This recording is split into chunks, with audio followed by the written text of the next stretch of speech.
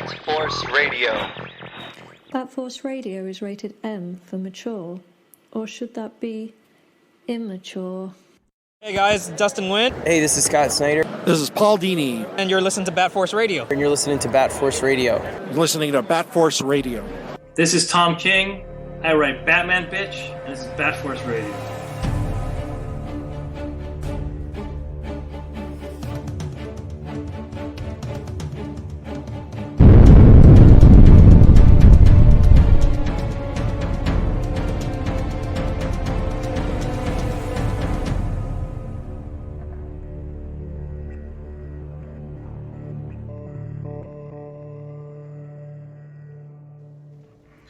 All right, welcome back to Bat Force Radio, the Batman and DC podcast with no limits. Hey, let's get to it. We've got the Bat Force Times in New York, and I'm Robin Cross in Canada. All right, so comic book characters rarely stay dead. Jason Todd had the decency to do it for close to 20 years before being resurrected by tonight's guest as the hugely popular Red Hood, both in the pages of the Batman comics and in the animated adaptation Batman Under the Red Hood. Aside from his notoriety in the Batworld, this guest is perhaps more noted for winning GLAAD Awards, among other awards, for his comic work taking on subjects like homosexuality, HIV, and homophobia in books like Green Lantern and Green Arrow for DC, as well as the autobiographical graphic novel Pedro and Me, based on his friendship with Pedro Zamora.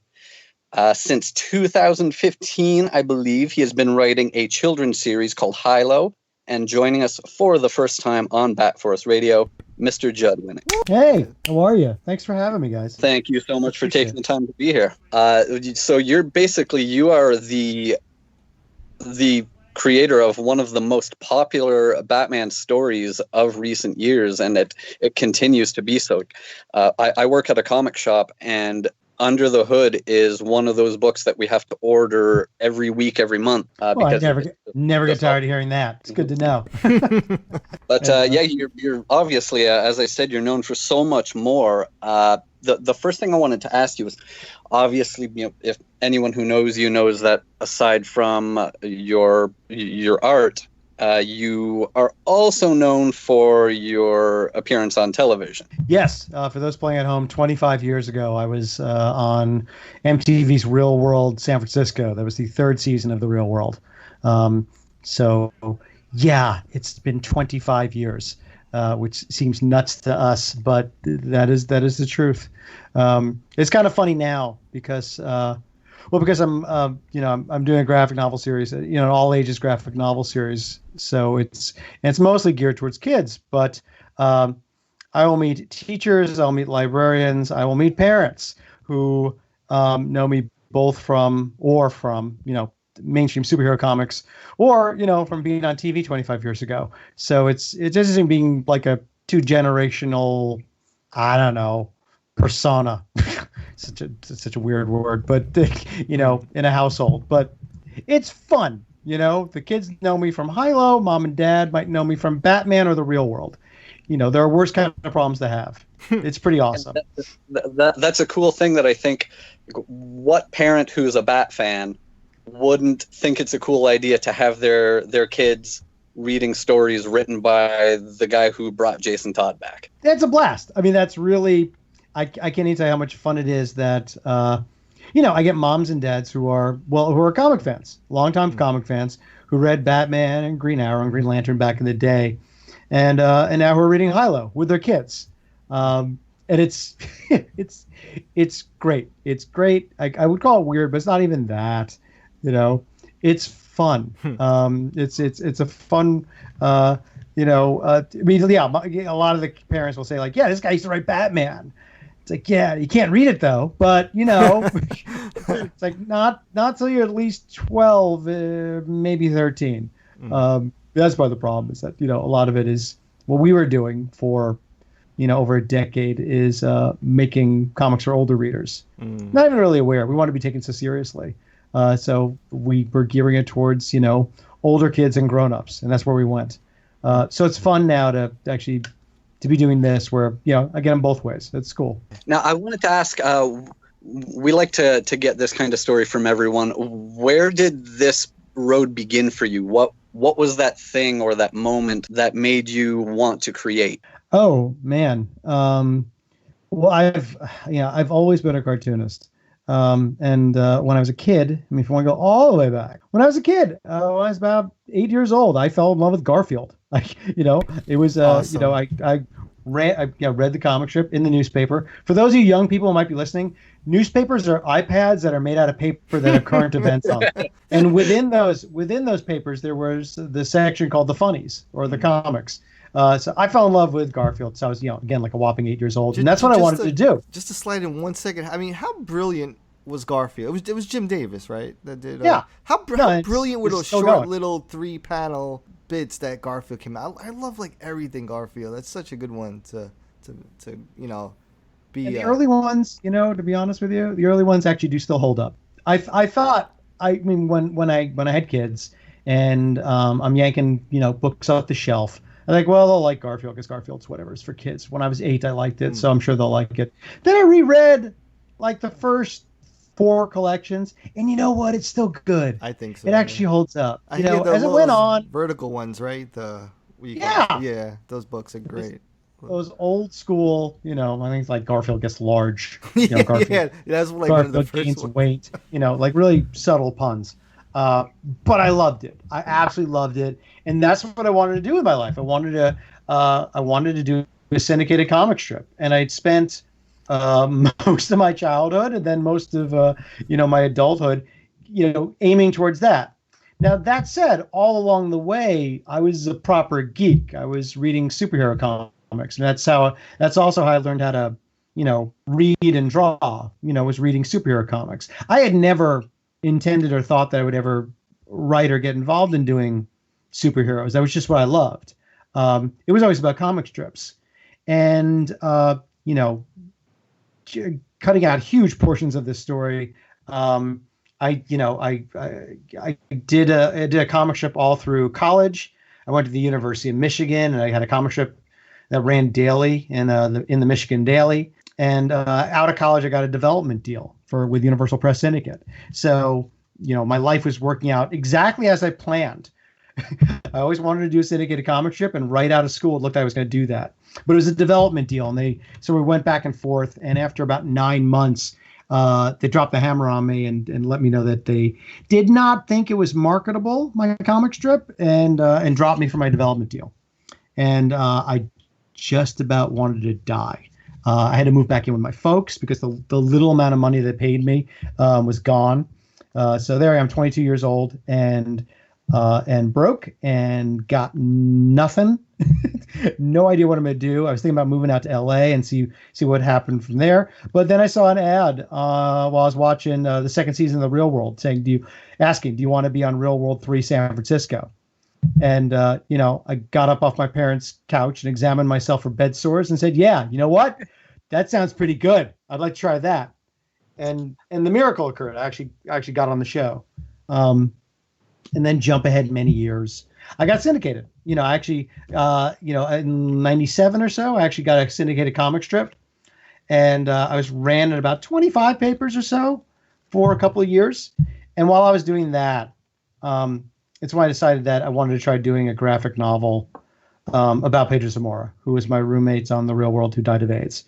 And while I was juggling doing the comic strip and spending 2.5 years doing a graphic novel, that's when I really stumbled upon the realization that I think I actually want to tell longer form stories, that doing a long form graphic storytelling, sequential art, not comic strips, is kind of where my head and my heart lie. And it was doing that graphic novel on spec by myself, where I just learned like that's what I want to do.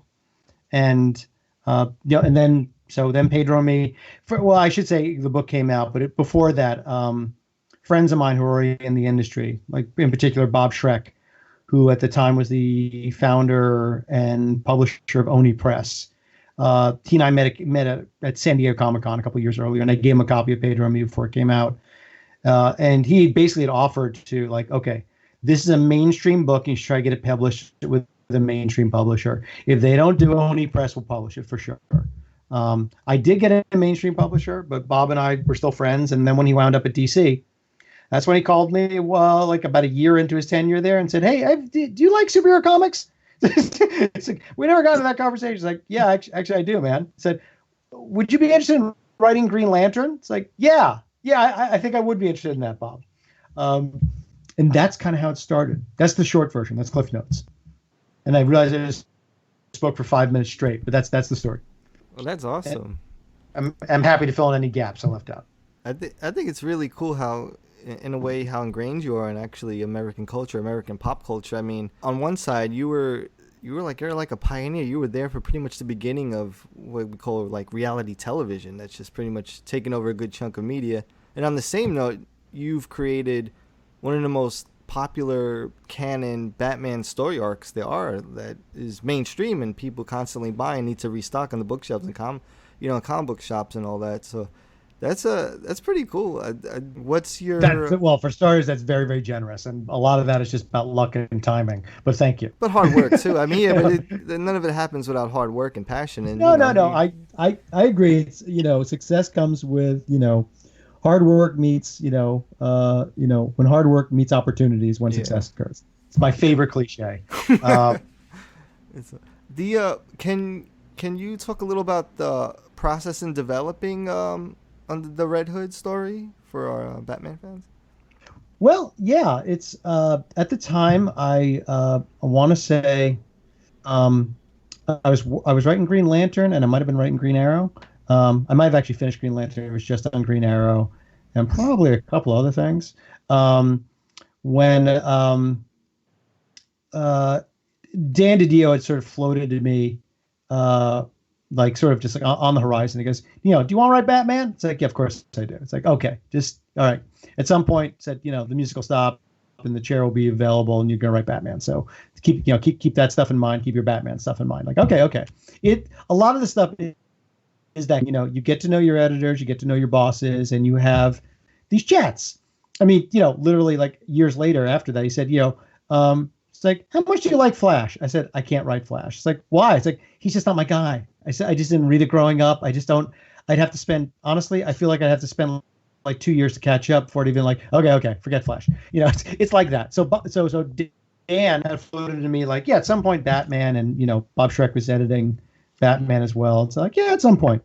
So with that in mind, I was floating around my own ideas around Batman, and I was reading, as we all were, Jeff Loeb and Jim Lee's Hush arc on Batman, which was bananas, which I don't know if anyone remembers it. Jim Lee's drawing it, so it's beautiful. Jeff Loeb it, so it's insane. It had just about every villain, just about every character in Batman show up. It was amazing. And I don't remember at what point, but the whole big mystery was like, who is Hush? This villain who, for those playing at home, his whole face is covered in bandages. We don't know. He seems to know a crap ton about Batman and his background. He knows far too much. Then they have this big reveal in a graveyard at the end of a fight.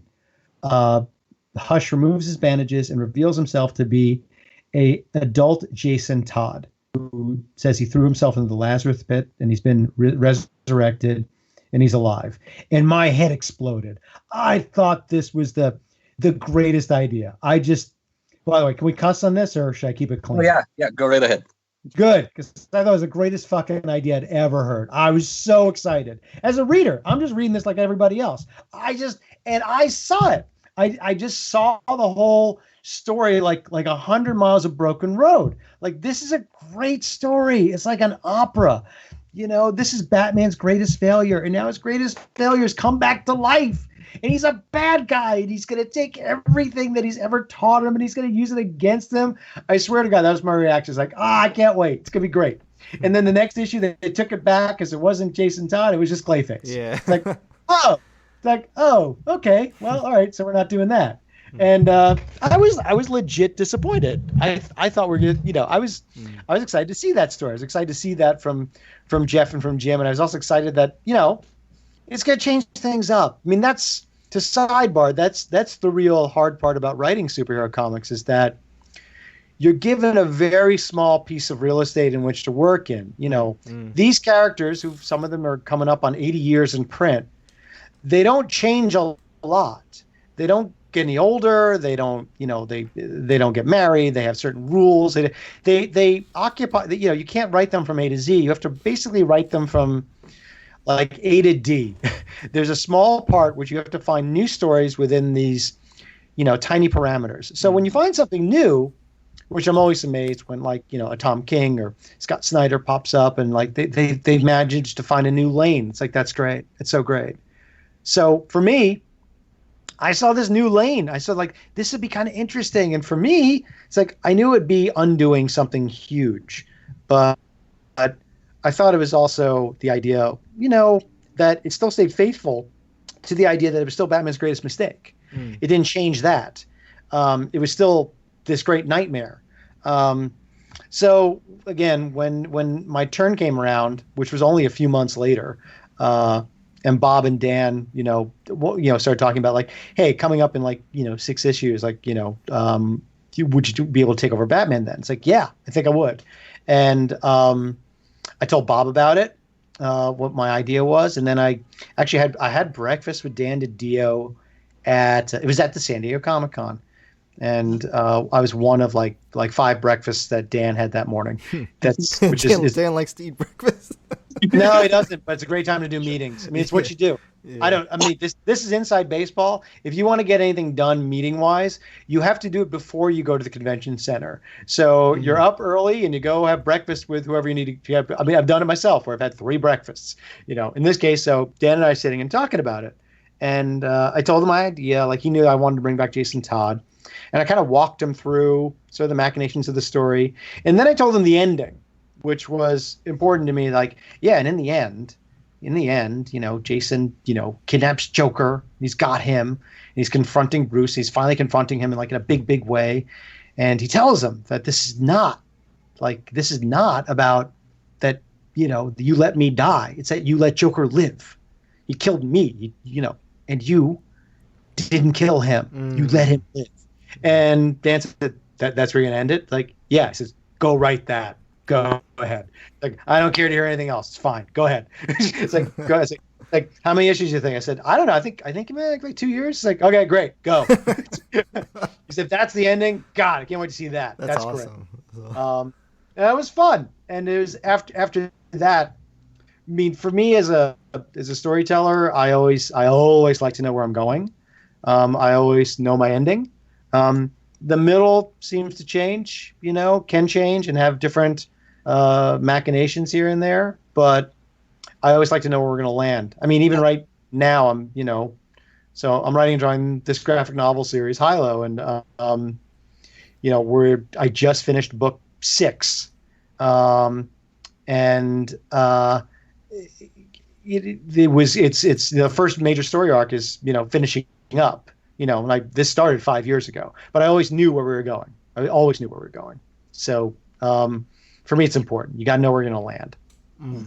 Yeah, and I agree, man. To stick a landing sometimes in this genre can be proven difficult for a lot of people. Sometimes, they halfway through they question it or worried about if the reader's going to guess what's going to happen, or editorial gets involved. I just can't imagine there's been a shitload of times where it's a good skill to eventually have. I'll complain first and I'll talk about skill building second. But there's been a lot of times where the rug gets pulled out from under you, where this is where you're going, and for whatever reason, and reasons can be numerous, some minor bullshit where someone else is just working on a different story in a different book, and they kind of beat you to it. Say, oh no, you can't do that. Like, what? It's like, yeah, it's just one of those things where the left hand didn't know what the right hand was doing. And it's like, no, sorry. It's like, that's going on there and you can't end there. So fix it. And sometimes better things happen. Sometimes it doesn't work out the way you want. You just have to deal with it. It does make for just a particular set of skills that come later. Ed Brubaker and I used to talk about this. And Ed actually still is able to use it. Ed Brubaker, for people playing at home, used to write comics. Now he's a writer-producer on Westworld, for HBO. And I think he's got his own show coming out now. But anyway, Eddie and I were talking about this for a while, that when we went to different mediums like television or even just writing our own stuff elsewhere, and big changes had to be made. And it's like, oh, no, we can't do that. we'd be able to like, yeah, okay, well, instead of doing that, what if we do this and this character goes here, and then we have this guy who would do that, and then maybe we wind up like over here instead. And usually the reaction is like, how the hell did you just do that? It's like, oh, well, it's comics, you know. So it's, you know, it's kind of like looking at the Matrix, like, you know, you guys see, you know, like ones and zeros, and we see a blonde. We just know how it works. We can quickly make changes in story and still have to move forward because we had years of having to screw around like that. It's very handy. You know, you spend over a decade doing that. It makes you for a stronger storyteller. Where he's like, okay, I can't do that. Let me think of something else. Well, the strong storytelling. I think one of the things about your Red Hood story, like I put that in a category with Hush and things like Long Halloween, because you told this big sweeping story that used so many characters that everyone knows from different things. You've got, obviously, there's the mains are Batman, Red Hood, Joker's a big part of it because of his history with Jason Todd, but you've got Black Mask, Deathstroke, Amazo, so many characters play a part in this, and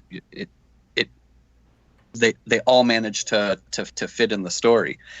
But one of your other strong points in your storytelling is your ability to take these serious real life subjects, like, you know, someone being resurrected by a Lazarus pit is cool and everything, but it doesn't touch on anything real world that people can identify with. But the work that you were doing on Green Lantern and then on Green Arrow, dealing with things like homophobia and, you know, a character being beaten for being a homosexual, and a 17-year-old I think she was a prostitute that was HIV positive. Bringing that stuff into comic books can't be easy to tell those stories in a way that works for people that are, you know, the casual people that are just coming in for a comic book story. Is it part of your past, like your past with Pedro, being so close with him? Was that part of what led to you telling those kinds of stories in your comics? Yes and no. I mean, it's like, you know, you bring all your experiences to, you know, to your work. At least you try to. It's what keeps you honest. As far as, I mean, we'll call them social issues. Coming into comics, I mean, it's comic books in general do have a long history of dealing with complex social issues, you know, realistic issues within a context of, you know, all these crazy superhero stories we tell. You know, everything from, you know, bigotry, racism, to drug use, to, you know, I mean, you know, the bread and butter of comics is, you know, political corruption. It really is. That's mostly what comics are about, really. You know, even when it's just, you know, good guys and bad guys. We are talking about good guys and bad guys. We're talking about corruption. So, I mean, that's the high-minded part. For me, when I was writing Green Lantern and Green Arrow had histories of doing just that, tackling social issues within their superhero comics. I mean, I know is one of the reasons why I was asked to come on to those books, is that they wanted to, you know, that came from both Paul Levitz and that came from Bob Schreck, and also when Ron Mars, who was the longtime writer of Green Lantern, was stepping away, he kind of wanted something along those lines to, you know, to continue with the book. So it isn't something that I necessarily would do in Batman, because I don't know if it necessarily fits in Batman. He's not that kind of character. Whereas, you know, you have to fit the story with the book. You can't away from mainstream superhero comics for a while. So people seem to enjoy my work more opposed to when I was doing it day to day. And, you know, there was a period of time when if you Googled Judd Winick sucks, you'd get 10,000 hits. And I'm not exaggerating. There was a long contingent of how he's the shittiest writer in comics, particularly because of this. Did you ever have to have a bodyguard with you at cons like Tom King? No. I mean, this is God. I've joked with a couple of other writers that, you know, that I want to be careful that I don't make it seem like, you know, well, back in my day when it started, you know, and sort of equates myself to being like a freedom writer, trying to desegregate lunch counters. I was there in the early days of the haters. for comics. This is not pre-internet or anything, but just, I started writing mainstream superhero comics, in 2000. And it's when we, it's before social media, and we just had message boards, and and yeah, I got death threats. I actually did. I got, honest to goodness death threats that, professional law enforcement people had to be brought in to, ask the question of like, hey, so you just threatened to kill this guy? Like, yeah, I'm sorry, I didn't mean to. Like, yeah, right. You're not allowed to do that. So, and little things like you get kicked off the message board, and you get a warning from the police that you're not allowed to do that. These things did happen. Things are a lot more heated now than they are then, and also people are a little, I don't know. I think people are a little more brazen and will say dumb things. But yeah, did have death threats about everything you could possibly think of, from having gay characters in comics to bringing back Jason Todd. But honestly, honest to God, it was never anything legit. It was always people being really stupid. It was always people being far too passionate about these books that they love. But if you're gonna, in my case, if you're gonna do stories that have social issues, if you're gonna do stories that you're trying to challenge people, yeah, shit's gonna happen. And that's just the way it is. But truly, honest to God, from the moment, before I started Green Lantern, and when they announced I was coming to the book, the amount of shit I got was just stunning. Because obviously I was being hired because I used to be on The Real World, and that's just going to bring in so many readers, which it's like there was a bit of pushback. Like, yeah, most people aren't going to know that he was on television, and we really don't think that's actually no, that's not why. But you could not convince people otherwise. So yeah. But more importantly, I did these stories like, doing an issue about hate crime because we thought it was important. And actually, we thought it would make a really good story. And we also thought it'd be a story where it, to give folks who might not know. So this is going back into the early 2000s. When I started Green Lantern, we introduced a teenager named Terry Berg, who at first, he was basically Kyle Rayner's assistant. Kyle Rayner had a day job as an illustrator and a cartoonist, and he hired an assistant.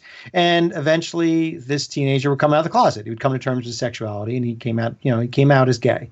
And then about a year and change later, he was attacked in a hate crime. And this whole storyline was born out of the murder of Matthew Shepard, who folks don't know was a young man who was out and gay, and he was brutally attacked by and murdered by a number of his classmates. It was horrible, and it gave birth to a lot of hate crime legislation. So we had an idea that maybe we could actually address this issue in a comic, and did want to roll it out as like a I used to make this joke all the time, or reference all the time, like a very special episode of Blossom, but I don't think anyone knows what the hell that means anymore. Blossom used to be a television show. Don't underestimate people. Don't underestimate people. A couple months ago, we had Joey Lawrence on this show. There you go. Well, we did. Yeah. And did Joey actually have to explain, like, so I was on this show Blossom a long time ago. No, we know him. Yeah, I know you all know him. You've got the show a long time.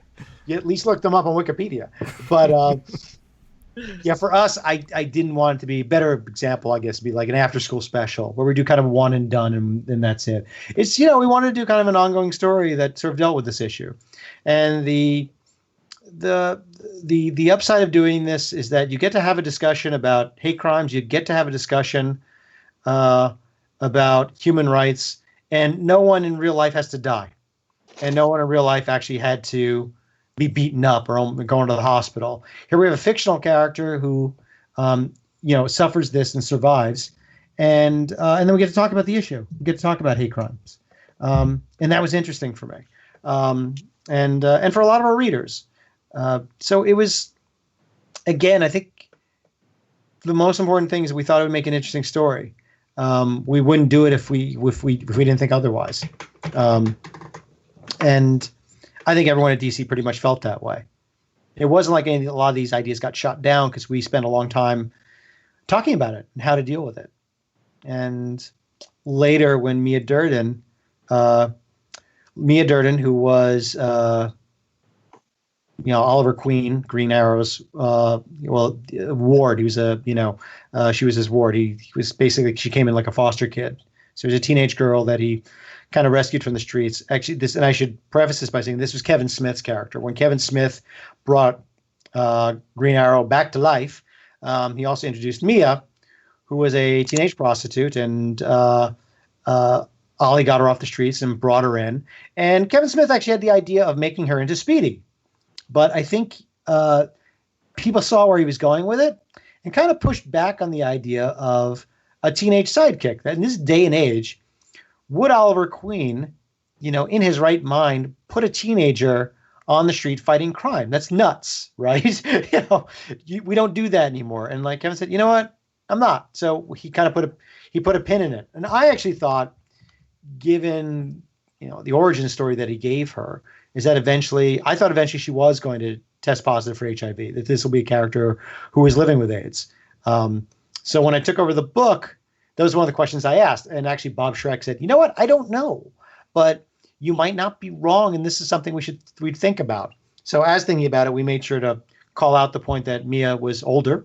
She wasn't 16 anymore. She was like 17, almost 18, and toying with the idea that she's going to test positive at one point. She'll be living with AIDS, and then later she's going to become a superhero. And we thought that was pretty cool. We thought that was a pretty good story. The idea that she's someone who is pointing out that I might be living on borrowed time, and the time that I have, I want to give back. I want to, help people.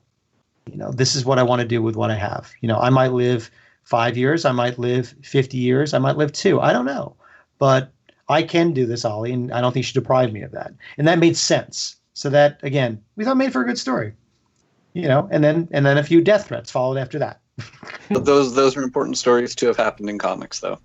Oh, well, thanks. I didn't do it alone. I had great editors, great publishers, and terrific artists to make it happen. Really, really, really. Comics is a team effort. We've talked a lot about your Red Hood story, and one of the people that you worked with, I think who you worked with the most, I think the main artist on that series was our friend Doug Mankey.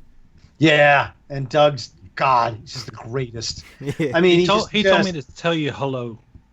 Tell him, if you speak to him again, tell him I said hi. And I feel like I'm crapping on everyone else who drew anything during that arc. And I guess I am, but I guess, but my point is this, what I was going to get to is that for me, he is the Red Hood arc. He's the one who I was writing for, and he's the one who made it come to life. Really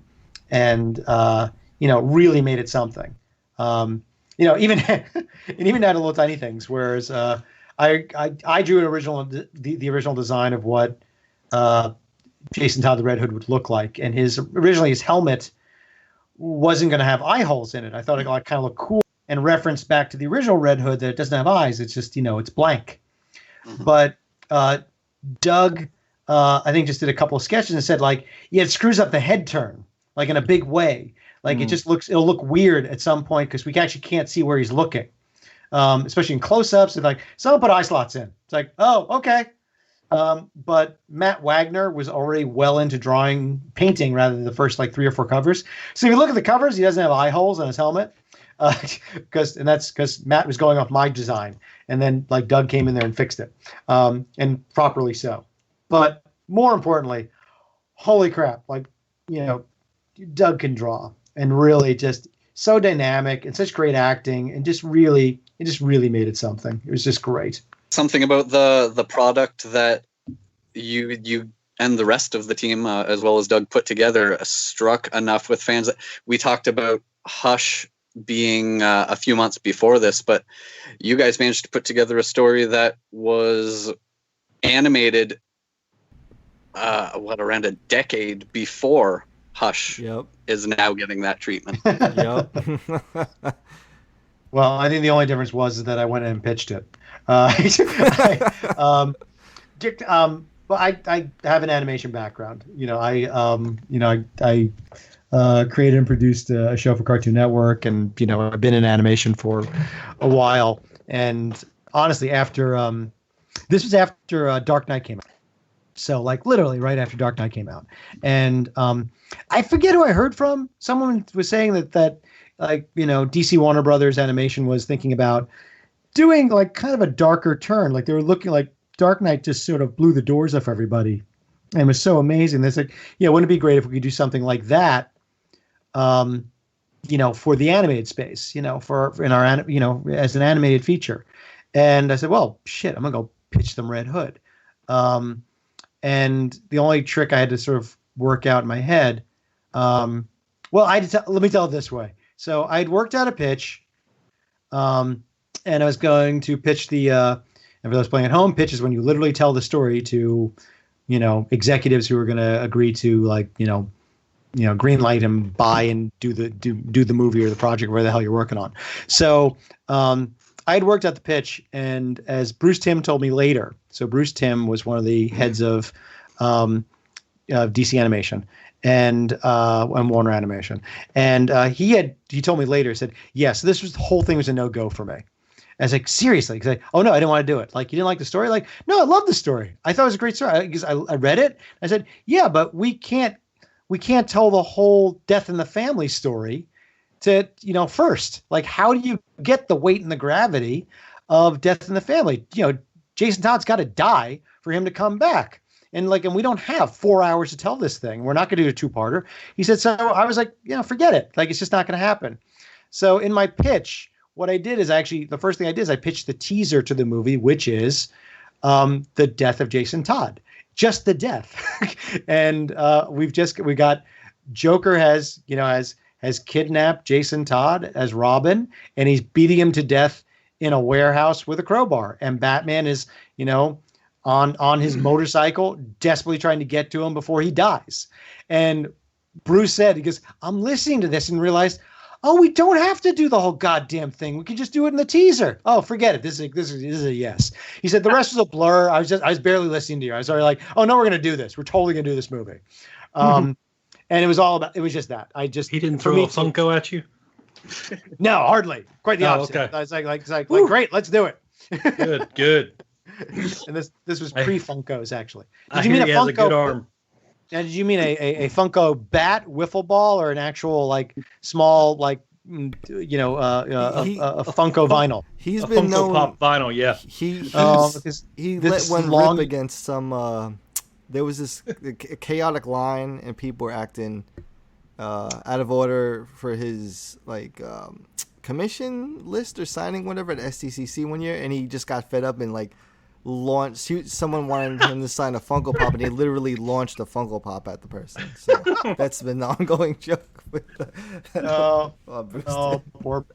what if he launched a Red Hood Funko Pop at you? Well, it's two items. One, this is pre-Funko. They weren't making them back then. And two, they've yet to make, as far as I know, a Red Hood Funko. Have they? If they have, someone should send that to me. Someone should. I'm just saying, if someone's listening, because I do collect more than my fair share of Funkos. I'm half kidding. Yeah, I'm probably 800. I'm pretty sure one did come out. Did you say 800? Probably. I can't. I mean, just they're everywhere.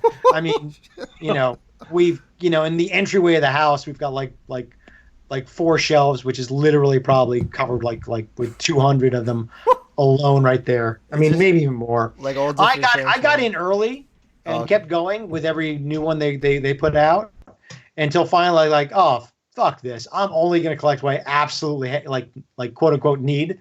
Because they started doing everything. So I've got a shit ton. It's just ridiculous. Well, they're so genius because they make them so small and they're only like $10, right? So you're like, oh yeah, I'll pick up 1 or 2, no big deal. Then you have 800. Yeah, don't tell me I've got a problem. I know. Yeah, they're great. Well, it's clever because they do franchise with licensed properties that nobody else is gonna even think about touching, because they like Daffy Duck and Duck Dodgers and the Green Dog. I'm like, who else is making merch like that? So yeah. Oh, there you go. Yeah. There he is, the Red Hood. I just threw it up in the chat so you can see your Red Hood Funko Pop. Oh, Is that coming out this year? Or is that an old one? When is that? That was last year. Last year. Shit. Yeah. Okay. Well, I'm going to eBay and Amazon right after I talk to y'all. And I say that like I'm actually like, do I actually have it here? Do I have one I forgot? I might. That's how many. Too many. I might actually have that. I might. Maybe I left it in the box. I can't remember. That's so awesome because, like, I want to thank you personally because like Red Hood Jason Todd, he's my favorite. Well, if you want to still consider him a Robin, Jason Todd is my favorite Robin / character. So I absolutely love the Red Hood persona that you gave him. You know, making him the Red Hood. I think it's just so awesome, and he's really I mean, it's weird because we live in a world where, you know how it was like with Jennifer Aniston and Angelina Jolie. Well, it's like Dick Grayson or Jason Todd. You know, it's like it can be very polarizing. But Red Hood, I always say he's super popular in mainstream media because, all right, number one, he was a highly demanded character to be a playable download character for Injustice 2, the DC Comics fighting game by NetherRealm. So that was a really big thing. So he's really big in the gaming community for starters. And then, I've heard that too. Yeah. And then he has his own fucking video game, Arkham Knight. Like, fuck, he got his own hot toy. Dick Grayson doesn't even have a hot toy yet. So how do you process that? Like, I'm grateful. Your guy, you know? I'm really, really grateful. It was one of those things where, you know, I love it. You know, I love that it's got longevity. I love that. Well, you know, to take a step back, people got to know, like, we come up with these stories because we love them. Yeah. You know, we create these characters because we love them. And I thought this is a really hot idea, and I thought it was wonderfully tragic. I loved how just unspeakably tragic it was, and I was delightfully surprised how much people got it. That and also the core of it, that you know, that Jason is a bad guy. You know, he's a villain. He's an anti-hero. I mean, he's you know, he's gonna kill bad guys, but he's doing it because well, I managed to figure out a worse father-son relationship than Bruce Wayne and Dick Grayson. It was you know, Jason Todd and Bruce Wayne. He felt wronged. He felt hurt, and people seem to relate to that in some way. They seem to get it, and they got the opera of it, which it's really exciting and a beautiful thing because you come up with this crap in your head and it goes out there in the world, and you know, and by the way, you know, the story arc, you know, it did really well. It did really, really, really well. Was it the greatest selling comic at the time? Like, no, it was Batman and it did fine. It did really well. Was it like knocking the doors off? Was it like crazy incredible? No, people were digging it. It did really, really well, you know, but, you know, here we are, what, like 10 years out, I guess? And he's still around. So that is the strength of the characters that came before us, you know, the very idea of Jason Todd and like the Bad Robin, as well as the Red Hood, who was created all the way back in the day. And again, I was lucky enough to be the guy who like the guy who put the two ideas together. So I dig it. Trust me. There's nothing. I mean, I can't tell you the fun of the first time when we screened the Under the Red Hood movie at San Diego with an audience of 5,000. How much fun that was. Wow. To the very first time I'm seeing people do cosplay. Yeah. You know, which is a blast. You know, like, oh, that crap came out of my head. That's so fun. We're at the point now that Jensen Ackles did a Red Hood cosplay and posted pictures online. I had a heart attack. I saw that. That was like the greatest. That was like so awesome. one of the biggest teases for every fanboy and fangirl out there who actually wants to see it come to life. Oh my goodness, that'd be so like awesome. do it, man, before he gets too old. Come on. Come on! Maybe Matt Reeves can make it happen. Oh, I hope that would be so amazing. But just to rewind, just one pinch, man, the animated adaptation of Under the Red Hood has to have one of the most home-hitting, profound endings of any animated movie I could ever think of ever. that ending where this, you know, the flashback, and what does he say as a young Robin? Today's going to be the greatest day ever. This is the best day of my life. Just the way it contrasts the rest of, I'm like, holy shit, man, that it's just so home hitting. It's like I almost feel like sometimes the whole movie just set it up for that one part, and you just like, oh, like right in the feels, man. It's a really well regarded film, really well regarded movie, man. So it's the cast of, you know, it takes a cast of hundreds to do it. Yeah. There's all the animators. There's Bren Vanetti who directed it. There's an amazing score. There's terrific performances. Yeah. I mean, and you know, you put it down on the page, and you know, I mean, I wrote it, and you hope it comes out the way you see it in your head, and it comes out even better. Particularly that ending, like they really captured what I think when I wrote the scene. I know why I wrote the scene. The first thing I said, like, okay, in this flashback, everybody's happier, everybody, and you all you gotta do is watch, like Bruce is happy, like he's good, you know, and the way you do it, and you could hear it in the vocal performance. There's a slight more lilt in his voice, and you know, and then they cast this great kid, and I think that's actually which adds to the brutality of it, is that you know, he's a happy kid. And then after we've gone through all this, to remember where it all started, you know, when it was all hope and everything was good, and you know, and where we're gonna end. You know, so again, like, I'm still very, very proud of it. You got an opportunity that not many writers will get, in that you wrote the story in the comics, and then you also got to write the screenplay for the adaptation. Now, when it comes to doing that, and you're faced with the obvious truth that you're going to have to shorten this, you're going to have to eliminate things and characters that didn't make it into the animated movie. Do you see that? Does it feel like you're sacrificing characters and scenes, or are there aspects of it that you see as an opportunity to do things differently than you did the first time around? Oh no, I was I'm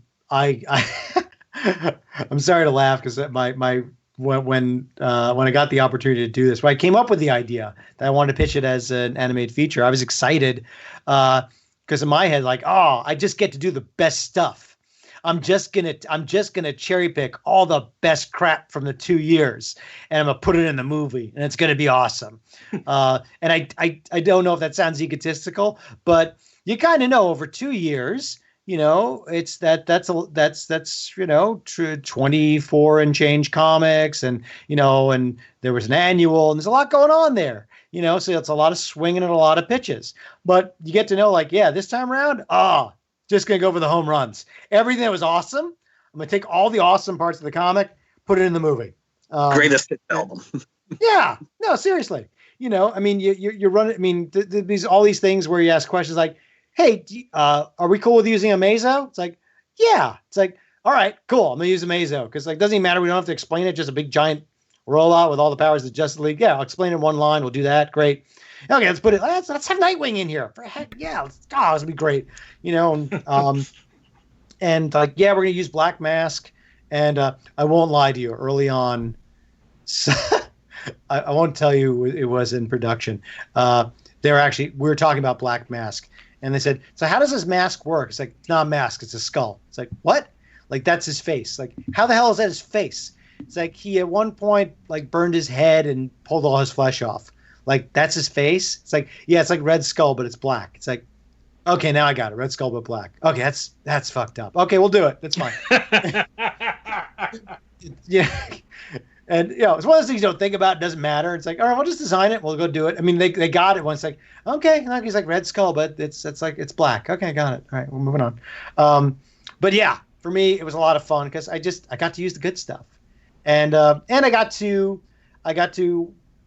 I wouldn't say fix the ending, but I mean, I've talked about this a lot at length, but I don't mind telling it here, that in the comics, Jason Todd comes back through this Infinite Crisis thing we did with Superboy from a parallel universe, gets stuck in a dimension and punches a wall, and, you know, screws up time through. Yeah, this temporal shift over across different dimensions, and it brought Jason Todd back to life. So that was one of the ideas that was the idea we had when I first started the arc, and right when we were developing Crisis.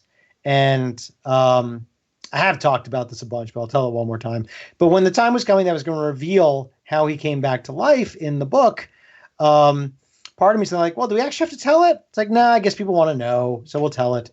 And as I was writing it, I actually went back to Dan and said, being Dan DiDio, I'd spoken to Bob about it. I spoke to Bob Tripp about it. Like, hey, Bob and I are talking about this, and I think they're going to kill us. I think the readers are just going to eat us alive if we try to do this Superboy Punch thing. And he goes, what do you mean? It's like, I don't know. I think Batman's so terra firma. You know, it's so grounded. It's so like reality based that I think we need a more reality based answer than this. And Dan said, okay, go back the other way. I said, okay, I have this idea with Lazarus Pit, and I even had this idea that involves sort of Dr. Savannah. So we'll do whatever, this whole thing. He said, okay, do that. And then Dan calls me back a week later, said, I think you need to go back to Crisis. It's like, why? He said, I was just at 2 conventions in a row. It's all anybody's talking about. Crisis is just all anybody's talking about. And it feels like, yeah, let's deliver the goods on Crisis.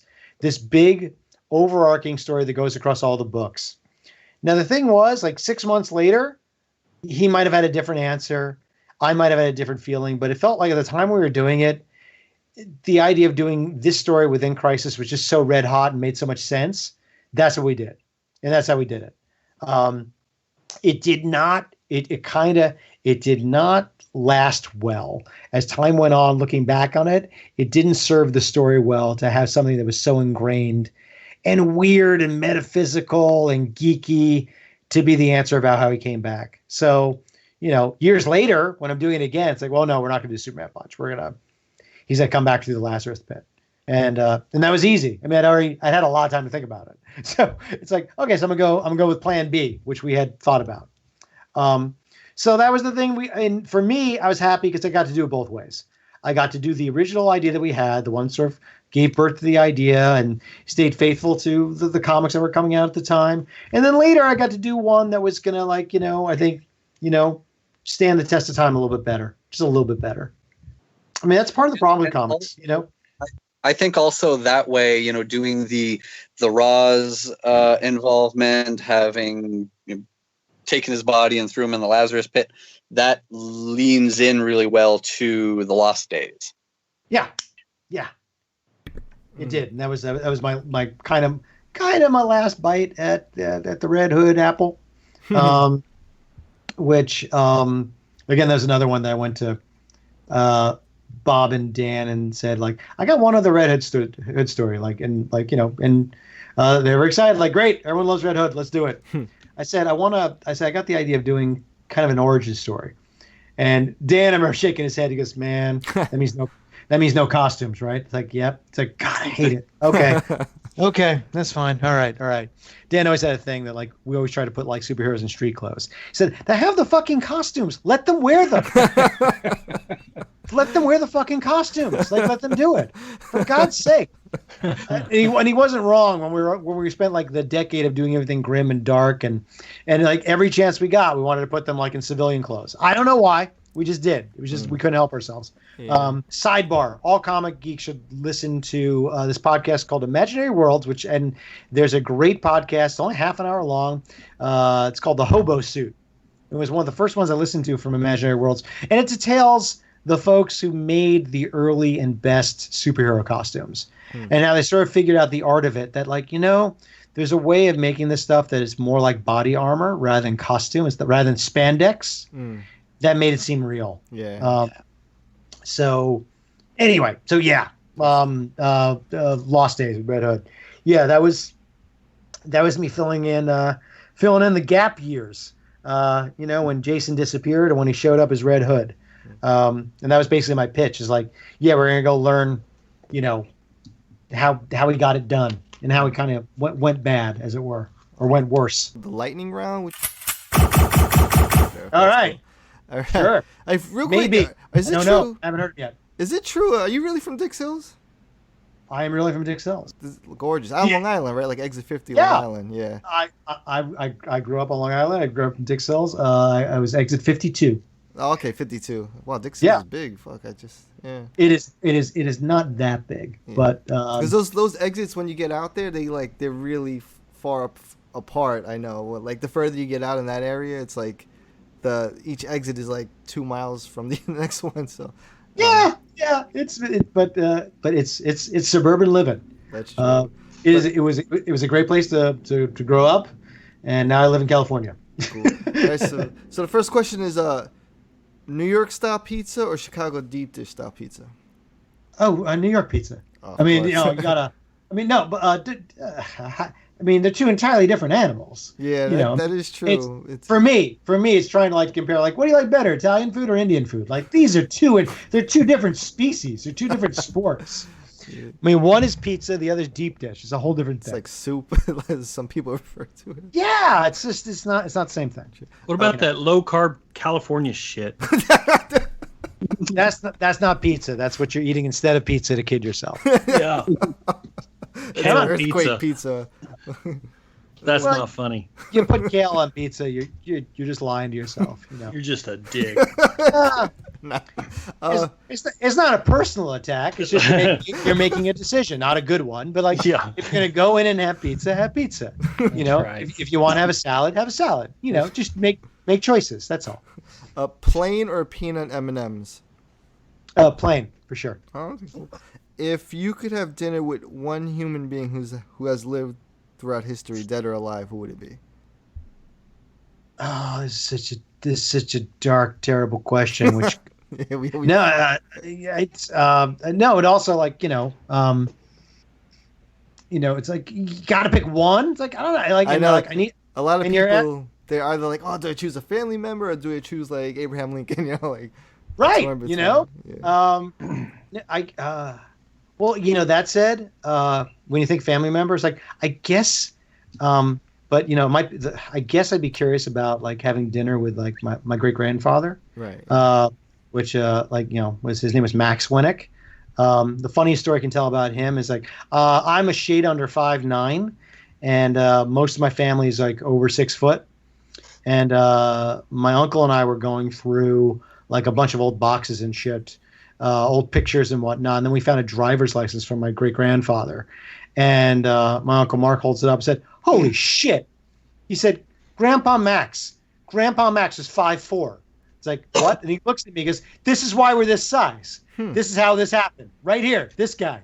But I think part of me would be curious about, kind of where he came from. That said, it could be like after 10 minutes, it's like, yeah, I don't need to know this guy. I should have had dinner with John Lennon. I really should have, because this is kind of interesting. But he's like, yeah, he grew up in Russia for a while. Okay, and it's like, yeah, it's not as interesting as I thought it'd be. So, if you could have one superpower, what would it be? I would have I would be able to control the weather. Oh, wow. And I've thought about this one a lot, and I live in California. There's no weather there.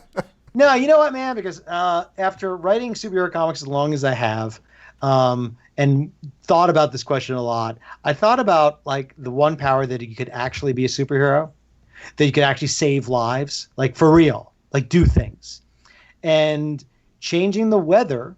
Yeah. You could actually stop hurricanes and tornadoes. You could make it rain where there's no rain. You could make places fertile. You could actually save lives. You could change the world. And I said this one time at it was a book signing, and some 11-year-old kid then raised his hand. It's like, yeah, but what happens when you die? It's like, oh my God, you're right. It's like, it was brilliant. It's like, yeah, constant rain because it's crying. The sky's crying. Well, it's like, yeah, no, it's like you're right. Like, yeah, you save the world for a little while, then you go away. What the hell happens? Like, yeah, no, I guess you gotta have a shitload of kids and hope for the best, right? Like, you, weather witch, huh? You, but you control the weather. Come on, we got a planet to worry about here. Like like a rainforest now that the shit not gonna keep up. Come on. Hey, you wrote a lot of Shazam. Maybe you could do another run where that's one of the powers I have. They can control the weather? Yeah. The wizard. The Wizards of Weather. Yeah. Ooh, shit writes itself. Sort of. I'm not saying it makes a good comic. You're asking me like what I would do, and I would go to the Middle East and make it rain. I think that would calm the hell down. I think they really do. Shit. I think things would be significantly better if it was a little bit cooler and a little bit wetter. I think they'd be just a little bit. I do. They need some rain and New York pizza, and they'd be good. Yeah, a little bit better. Not saying it would end things overnight, and there's other issues, but cooling tempers. Yeah, And I agree. the last one I have is what is the best piece of advice that you ever received? Well, I think I hit my first big cliche, which was when preparation and opportunity meet is when you get success. Right. And that to expand on that a little bit, things don't happen in a vacuum. And often people, I'm purely talking about work advice. Sort of, mostly. It's like, how do you make it in whatever you want to make it in? It's like, well, you got to work really, really hard. You got to work really, really hard. And if you can't find a job in your chosen field, you have to do a job that you don't like, that pays the bills. And then you have to find the time to do the work that you love. Mm-hmm. And you do the work that you love on the side and work really hard to make it, the work that finally pays the bills. You got to do it. You got to find the time. If it's an hour a day, you got to find it. If you're lucky and get 2 hours a day, you got to do it, and just make it. If you want to make books, make a book. You want to make comic books, go make a comic book, because no one. I think it's Alec Baldwin makes this joke that when he was younger, he said that he always had this feeling that he was waiting for someone from the from the entertainment company to come knock on his door. Just like literally, hey, Mr. Baldwin, Alec, hey, we heard you wanted to be an actor.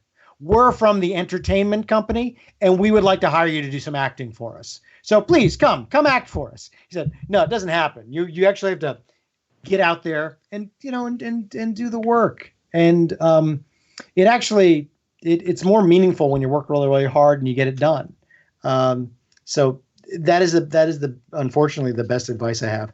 Some bullshit, pull yourself up by the bootstraps, roll your sleeves up and get to it, kid. In this age of millennials, people need to hear that. Yeah, you know what? Here's my advice to them: move out of your fucking parents' house by the time you're 30.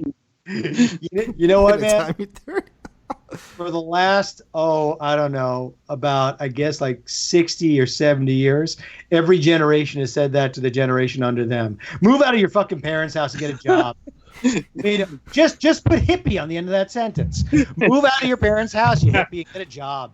You know? It's so true. And I'm starting to say kids, they have no respect. And I'm like, oh my God, it's just it's a constant recycle of the same shit over and over again. Welcome to my world. The sooner you accept that, the better you will feel. I am of the Generation X generation, and we were called slackers.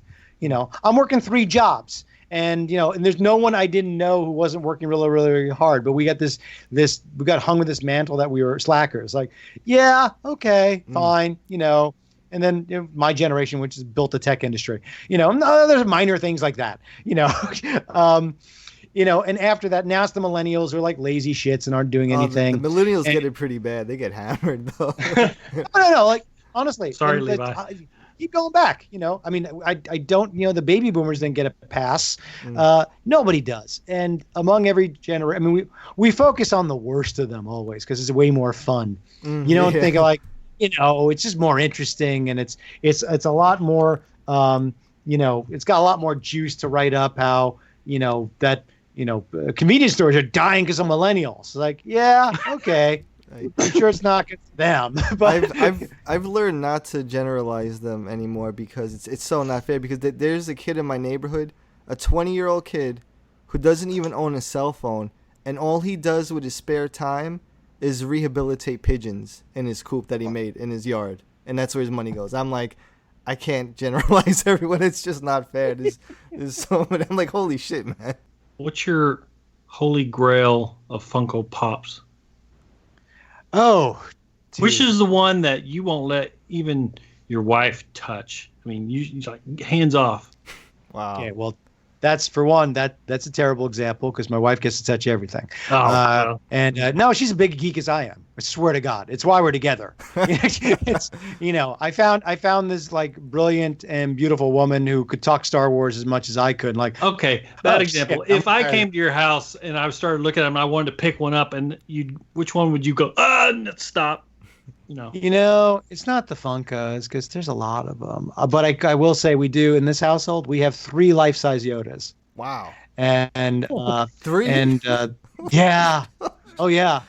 No. I mean, I feel we have just as much as we need. Holy shit. Do you know Paul Dini by any chance? You guys would get along really well. You guys. Yeah, I know Paul a little bit, and we get along great. You guys, Hey, you must have you must share storage unit facilities or something with all the stuff you guys have. Dude, when it's a fun quote from Matt Groening of The Simpsons, he was talking about like way back when he was talking about like he said, yeah, me and my buddies were always talking about like when we got a lot of money, what we would do. And when I really got down to it, we were just going to buy more, basically more comics and CDs and toys. He said, and he's saying, he's like, and I'm a millionaire now. And that's pretty much what happened. He said, I just brought more of the shit that I really wanted, but I get to have more of it now. So yeah. So, I make a decent living. So I get to buy a stupid amount of Funkos and tap out at 3 life-size Yodas. I'm done with the Yodas. I bought them in different stages, and 3's enough. But it's what does a grown geek do? Hell, man, I live like a 10-year-old. I make things up and then I draw them. That's my job. Don't think it's lost on me how lucky I am that I won the life lottery. And honest to God, that I buy the nerdy crap that I want. And I do the nerdy things that I do, and again, today I'm working on my 7th book about this little boy who flies around and shoots lasers out of his hands. Before we let you go, just Sure. tell everyone everything they need to know about Hilo, beginning preferably with how many bad guys Red Hood kills in it. Well, because it's a licensed character, these are my own. So none of that DC nonsense in my books. Not nonsense, but the long story short, many moons ago, my son's 14 now. When he was actually it's about Red Hood, so I must tie it in. He when he was about 7, he started taking a shine to superhero comics, and he wanted to read some of mine. In particular, he wanted to read my Batman run. It's like, Dad, can I read your Batman comics? And I had to tell him at 7, like, no, you may not, because they're not really made for a 7-year-old or for like older kids and grown-ups. Because there's a lot of Catwoman #1. That's a good one. Hey, there you go, right into that one. Extra sex. There you go. It was not for the wee ones. So I actually ran out and got him Jeff Smith's Bone, and he just lost his mind. Loved it. Cool. And I happen to know Jeff Smith. He's a buddy of mine. And I told Jeff my son just went nuts for Bone. And Jeff then sent us 2 gigantic boxes of merch. Like just a stunning amount of stuff. Stuffed animals, action figures, T-shirts, hats, posters, calendars. And my son became a Bone super fan. Just lost his damn mind. And me, I got a little bit jealous. So combine those two things, that there weren't a lot of like all ages action adventure superhero books for kids, and the fact that I got jealous and wanted to win my son's love back. So I started doing Hilo, and Hilo's an action adventure story. It's drawn the way I draw. It kind of looks like Calvin and Hobbes, but it's a straight up kind of action adventure superhero story. About 3 kids. And for the grown up readers out there who like whipping through things quick, the 6th book in this series comes out in January, and it finishes up just the first big story arc. And I'm very lucky. It's a humble brag. So it's a bestseller. It's in about 8 languages. It's doing really, really well. And I absolutely love it. And, we're talking to people about the next stage of it where, it'll be a movie or a TV show and stuff like that. So I would say go into any, it's published by a small independent publisher called Random House. So it's real hard to find. Go into a bookstore, go into any bookstore in the country or Amazon or what have you, and read the first 12 pages. If you're not hooked by then you're not hooked. Then read the next 12 and then, then buy all 6, because I got to buy more Funkos. Yeah. Well, hey, Jed, we want to thank you so much for your time. Thank you so much for your contribution to the genre that we love so much, and that beautiful escapism that we can't get enough of. Like I said, Under the Red Hood is a classic to us, and everything else you've done is just it's dynamite, man. Great energy behind it, and man, 3 Yodas. You don't. You sit down and have a beer with a man who owns 3 Yodas. That's all I gotta say. Well, honestly, I want to thank you guys. I really, really do. I think you do a terrific podcast, and it's always very, very thoughtful. I think you get great people, and you know what? I mean, I hate the expression "at the end of the day," but at the end of the day, this is all about all the stuff we do, and superheroes, and the books, and it is all really about the folks who read them and love them. And I know that sounds Pollyanna, but I couldn't possibly mean it more. Because I happen to be an older dude who's been working steadily at this for like 20 years. And I've been very, very lucky. I've been able to wear lots of different hats. I've got to do comic strips, got to do my own graphic novels. I got to write a crap ton of superheroes that I always wanted to write. And now I kind of came full circle where I'm writing and drawing my own stuff again. And there hasn't been a time where I haven't loved it. I mean, there's always been highs and lows, but it's always been great. But it's always, always, always been because other people love it too.